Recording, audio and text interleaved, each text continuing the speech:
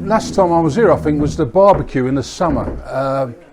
But there's a whole new lot of faces, so it's great to see everybody. And many sheds has all of a sudden gone high tech, hasn't it? You know, it was never high tech, but it's moved up a level. It's coming to the 21st century. So well done for that. I'm not going to talk for long tonight. I said that in the prison I was in on Sunday, and the 3 guys finished their sentence before I finished talking. So it could be. I'm going to before I kick off and I'm going to give you a challenge tonight and something to think about, really, because if we don't have a challenge, then what we're doing here just becomes a monthly fish and chip club, doesn't it? Really, where we come and we sit and we have some decent fellowship, which is great. Don't get me wrong, but unless we're challenged ourselves, then there's a tendency to go, "Oh, that was nice. See you again next month," you know. And that's what happens in a lot of men's groups around the country, which I go to and speak at, and whatever. They, you know, "Oh, that was great. We'll see you again next month," sort of thing. So I will give you a little bit of challenge, and I'll explain that in a moment. But first of all, because there's so many new faces, I want to get to know you guys a little bit better. So I'm going to ask you 3 questions. And we're in a very safe place tonight, fellas. You know, what's said and what's seen in this shed stays in this shed. Unless, of course, Brian puts it on the website, you know.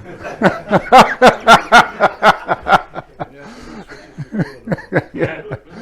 So the first question I'm going to ask you, and I'd like you to be honest and respond, has anyone here ever said a lie? Would you put your hand up, please? And if your hand's not up, it's the second lie you've told, is it not? Did you get a picture of that, Brian? Yeah. Second question is, have you ever stolen anything in your life? Put your hand up. And we're going deep. We're going IKEA pencils. We're going all that sort of stuff, fellas. Get another picture, Brian. And the third question I'm going to ask you is this, have you ever hated anybody in your life? Put your hands up if you ever hated anybody in your life. Well, if you know the Bible tells us this. It says, if you hate anybody, it's akin to murder. So I thought we got a lot of lovely fellas here, but what we got, Brian, is a lot of lying, thieving murderers here tonight. I'm going to tell a little story which ties into the talk I believe I'm going to give tonight. So there was a fella, he died, and he went up to the pearly gates of heaven, and he's met by St. Peter, right? And St. Peter says to him, he said, well, you know, you've done okay down there. He says, you've got access to heaven, you can come into heaven. He said, but what we'd like to do is we'd like to give you a choice, even at this last moment. So you can spend a day in heaven and spend a day in hell, and then you make your choice, right? So he said, which one do you want to go first? So I'll spend the day in heaven first. So spends the day in heaven, lovely, sees a little house he's got all lined up, and it's beautiful and peaceful and lots of praise and worship to God and all that sort of thing. And he comes back and St. Peter said, how was that? He said, well, that was great, it was wonderful. He said, do you still want to go to hell? He said, well, I might as well, you know, just to see what it's like. So he said, okay, are you sure? He says, yeah. So he steps in the elevator, and down the elevator goes. As the elevator doors open, there's a beautiful golf course, shining golf course. And all his mates are there playing golf. Oh, they all come to meet him, rush to meet him, and they're playing golf all day, and they've got them little trucks with all the beers in the back, and at the end they have a nice bit of steak, and he's got the big cigar on and a brandy and everything like that. This is amazing. No one even mentioned hell was going to be like this. This is absolutely fantastic. So when he goes back up in the elevator, he says to St. Peter, he said, hell was marvellous. And Peter looked at him. He said, yeah. He said, the golf course. He said, all my mates were there, drinking and eating the best, finest steak, the finest golf course. The light never went out. It was marvellous. I saw Peter said, well, you know, it's time to make your decision, really. He said, where do you want to stay? You want to go for eternity in heaven or eternity in hell? He said, well, heaven was great. He said, but you know what? He said, I really want to be with my mates down there and play golf all the time. He said, oh, is that your I want to be with my mates. So I'm going to choose hell. And Peter said, are you sure this is your last chance? You're going to spend eternity in one or the other? He said, no. He said, Peter, thank you very much. I'm going to choose hell. So he gets down in the elevator, and as the elevator doors open, he's met with burning fire coming out of him, and sulphur smoke, and screaming and wailing. And the old devil walks up to him, and the fellow looks around. He said, where's the golf course? Where's all my mates? And the devil said, well, yesterday we were recruiting. He said, today you're on the staff. So, but we'll come round to that. 2 questions I want to ask you is this. If you die tonight, do you know where you go? If you died this very night, do you know where you go? Are you certain of where you go? And the second question is this, and it's probably guys who go to church who'll get this a little bit more probably.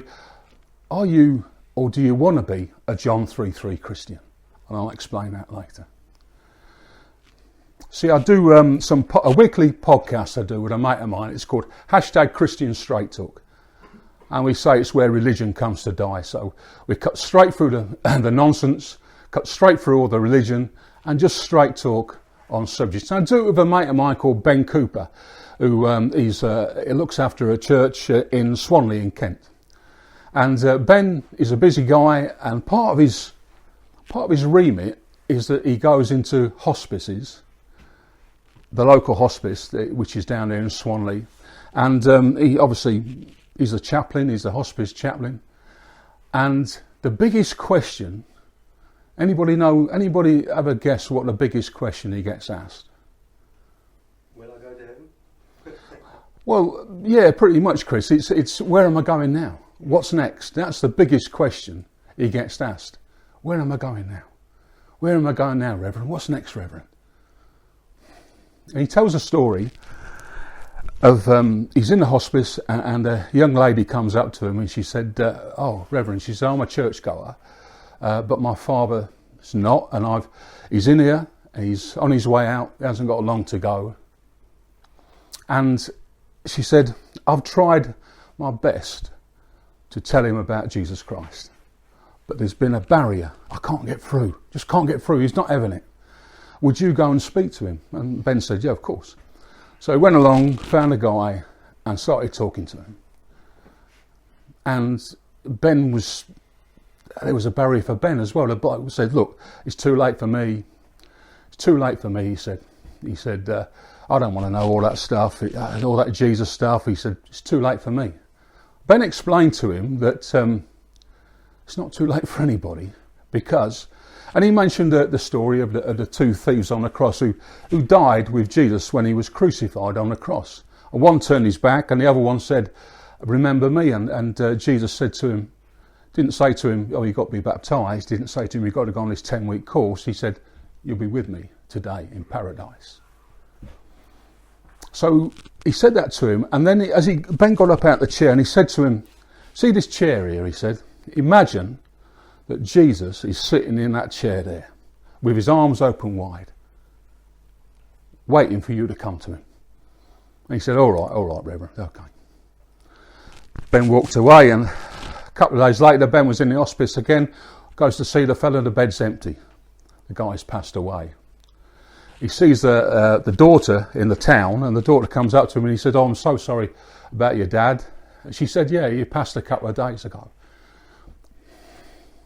She said, but something strange, Reverend. She said, when they found him, he was out of his bed, on his knees, with his arms right around the chair. He'd found Jesus, hasn't he? That's what he'd done. That story gets me every time. He found Jesus. He knew where he was going. And he didn't have to go on a course. He didn't have to do anything. Didn't have to be baptised. Didn't have to be in church. No religion. Call on the name of the Lord and you will be saved. So who is this Jesus fella that never wandered more than 100 miles from his home, But yet, over 2,000 years later, he's still bringing people, influencing people, affecting people. Let's find out a little bit more about him, shall we?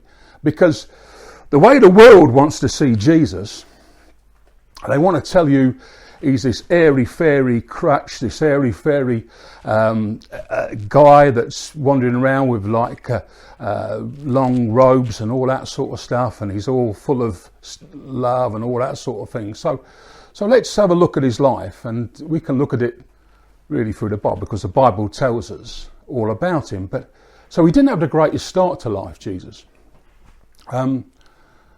His mother was a virgin, and obviously she was engaged to be married, and obviously there was Joseph, who she was engaged to, tried to get his head around the fact that, all of a sudden, the girl he was engaged to was pregnant, and that took some explaining. And then obviously throughout the pregnancy, and then right at the end, they had to go to leave their home in Nazareth to go to a place called Bethlehem, where they had to report and sign some forms. When they got to Bethlehem, the place was crowded. There was no room for them except in a stable. Now, everyone pretty much knows that nativity story, but when you break that down and think about it, that stable was more or less a cave, so they say. When you think there was animals in there with straw, all that sort of stuff, there was a trough where animals feed. But Mary was a virgin. She'd never had a baby before, neither had Joseph. There was no NHS, there's no doctors or nurses. They had to deliver the baby, they had to deliver baby Jesus themselves. The mother and dad weren't even there, the aunties weren't even there. They had to do it themselves. Now, I don't know if you've been at the birth of your children, but it can be a bit messy, can't it? So all these beautiful clothes that she depicted in, that wasn't probably the case, because there'll be blood and guts all over the place, wouldn't there? And there was no water except the innkeeper might have given them a bowl of water, or there was the water that the animals drank in. And they actually put Jesus. Now this is the Son of God, and he's come the lowest of the low, which is in complete contrast to some of the stuff we see these days. Can we have a look at that first video? Yeah.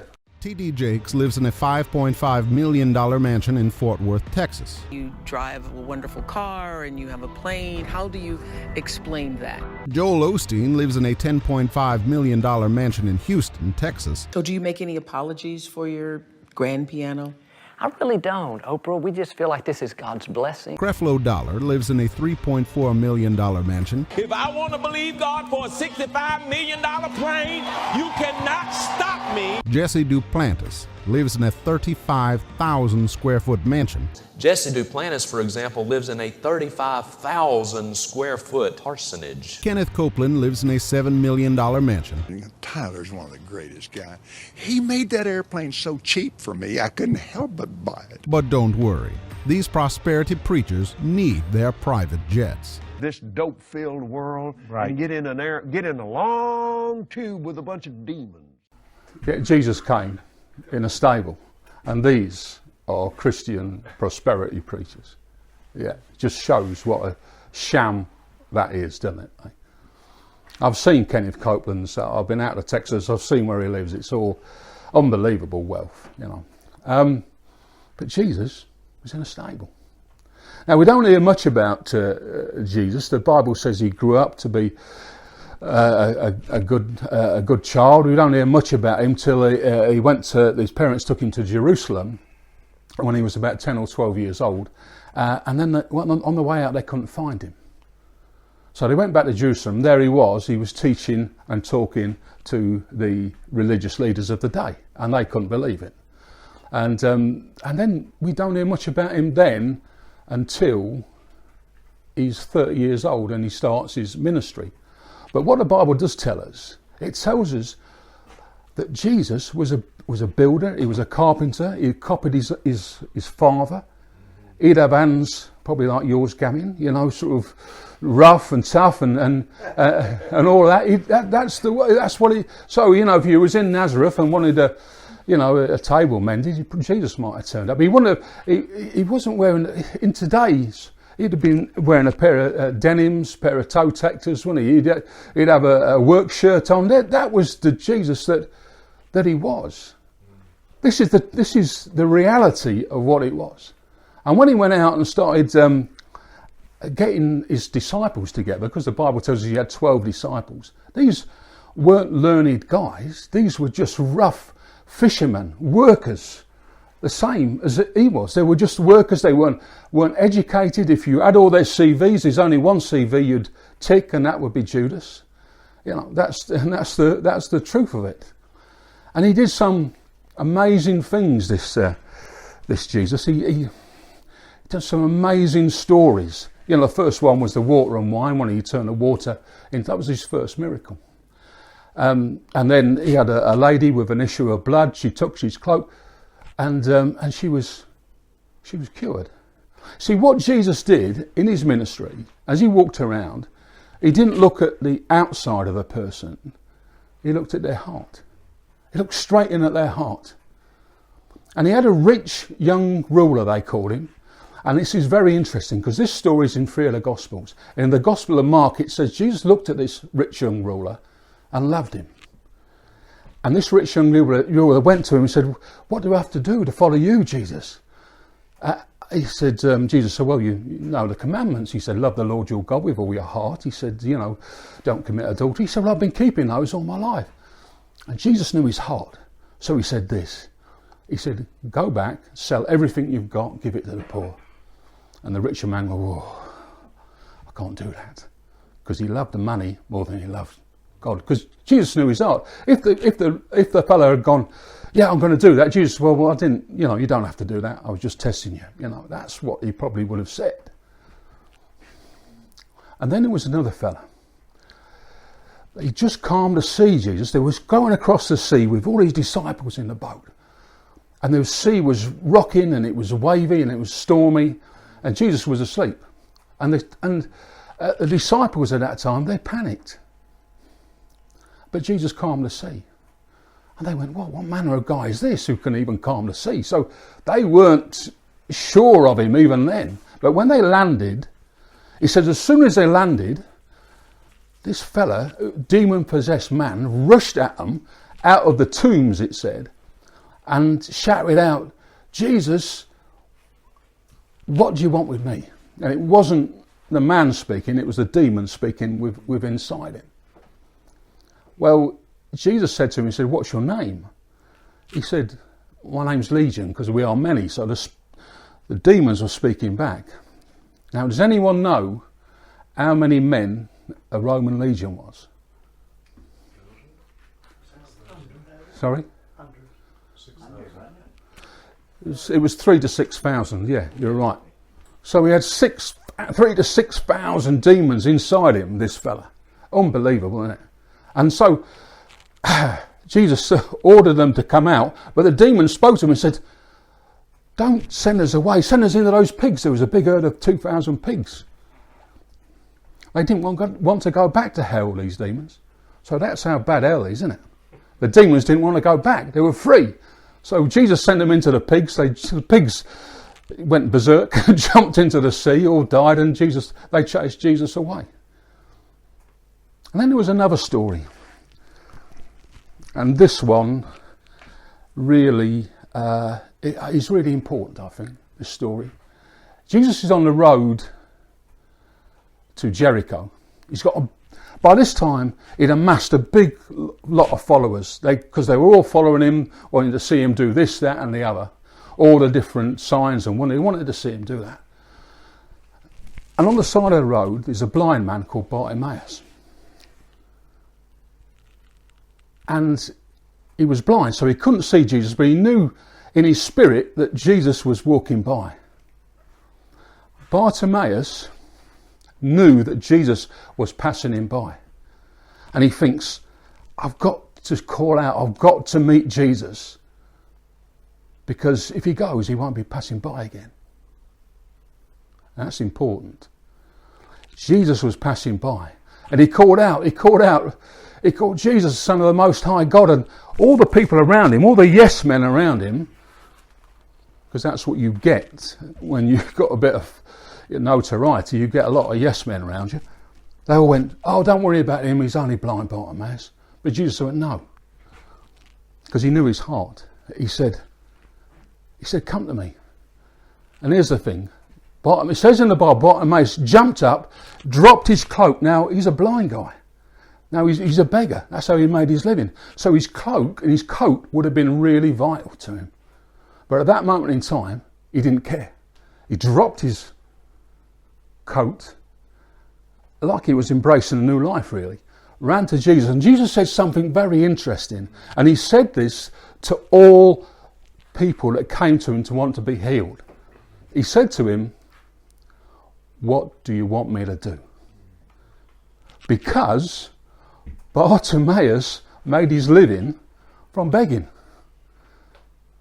And of course, when he could see, he couldn't make any money from being blind. So Jesus said to him, what do you want me to do? And Bartimaeus in an instant said, I want my sight. And Jesus said, your faith has made you healed. And off he went, and it said Bartimaeus followed him. Very important there, because ask yourself this question. If Jesus passed you by, would you duck down and miss out of the way? Or would you say, Jesus, I'm here? Because if Jesus is passing you by, do not miss out. Do not miss out, because he may not pass by again. And that question we asked at the start. If he died tonight, where will he go? Because this earth suit that we're wearing, he'll go, won't it? This earth suit that we're wearing will go, but our spirit lives on forever. And like the fella at the beginning story, he got a choice. Either lives in one place or another place, hell or heaven. And we have that choice. I mean, I don't know if anyone watches afternoon TV. I don't have to admit it right now, to be honest with you. But you can't move, can you, for adverts about life insurance policies. And they've got this new thing now, this new cremation thing, haven't they, where you can pay, I think it's about 1,500 quid, and they'll come to your house, pick the body up. 2 days later, they'll bring I mean, who knows what ashes there will be, but they'll bring it back. And you can see a time, can't you, when there'll be a drive-through cremations, where you take the body in the back of the car, dip it out, go around the corner. That's the way it's going. And if we come back in 5 years' time, there'll be different. To the many sheds, there'll be different faces. 10 years' time, a lot of us won't be here. That's the truth. So we need to know where we're going to spend the rest of our life, don't we? Well, one interesting story. Yeah, Brian will still be here. He'll be AI, won't he, Brian? He'll be So, one last story about Jesus, really. Well, maybe not, but he met this guy called Nicodemus, right? Now, Nicodemus was, tells us, was a very high up religious leader. He was not just a leader, he was a teacher. He was one of the top guys. He'd have all the fine robes. He was dripping in religion, this guy. You know, he knew the Jewish Bible, which is the Torah. He knew it back to front in every language you could know. But there was something about Jesus that he wanted to know more. See, the Bible tells us that Jesus wasn't a striking character. He wasn't tremendously handsome or anything like that, but it was the inner man that drew people to him, and the authority he had when he spoke that drew people to him. And Nicodemus said to him, look, I want to speak to you, I want to find out more, but don't come during the daytime because everybody will see. I want you to come at night time. So Jesus went along. And Nicodemus, this great religious leader of the day, when you get a sense and reading, it's in John 3, this is. You get a sense of reading John 3 that Nicodemus is like a little boy looking up to Jesus, listening to what he's got to say. Now Jesus, and John 8, 9 and 10 tells us, he didn't mess around with these religious leaders. He'd give it to them. He'd give it to them right between the eyes. Because he see their hearts. He said to them, you're like whitewashed cups. He said, all clean on the outside, filthy on the inside. And that's why they were plotting to get rid of him. And in John 8, he says this to him. He says, you're not of my father. Your father is the devil. He was the father of lies and always was. He was a murderer from the beginning. So he's calling them out. He's telling them. So never think Jesus is this wishy-washy character. Because he's the strongest man that ever lived. And he hit every single subject, going all the way through women, through money, through everything. He hit it right on the nail. Well, he said to Nicodemus, he says, and this is John 3:3, this is what I was talking about. He said, Nicodemus, you've got to be born again. And Nicodemus said, well, what do you mean, be born again? I can't go back into my mother's womb. He said, no, you misunderstand me. He said, you don't understand. You've got to be born from above. You have to be. And Jesus didn't say, it'd be great if you was born again, or it'd be nice if you was born again, or perhaps you should be born again. He said, you must be born again. Amen. To see the kingdom of God. Amen. And that's where we're at tonight. Are you a John 3:3? Are you born again? Or do you want to be a John 3? Do you want to know where you're going when you leave this earthly core? Because going to church don't make you a Christian. Just like going to McDonald's don't make you a hamburger, does it? You can do all the smells and bells, you can do all the religious stuff, you can have the robes, you can, I don't know, put the chairs out, you can do the Bible study, everything, but unless you've got in Jesus in your heart and you're born again, you're not certain. You're not certain. Billy Graham tells a great story. He said a bishop came up to him and said, I was going home from a conference in Chicago. He said, I was sitting on a bus. He said, I got all the purple robes on. I've got all the gear on. I got all the rings on. I was a proper bishop, you know. He said, and on the way back, he said, a black woman behind me tapped me on my shoulder. And I turned around. She said, are you born again? He said, well, I'm a bishop. She said, but are you born again?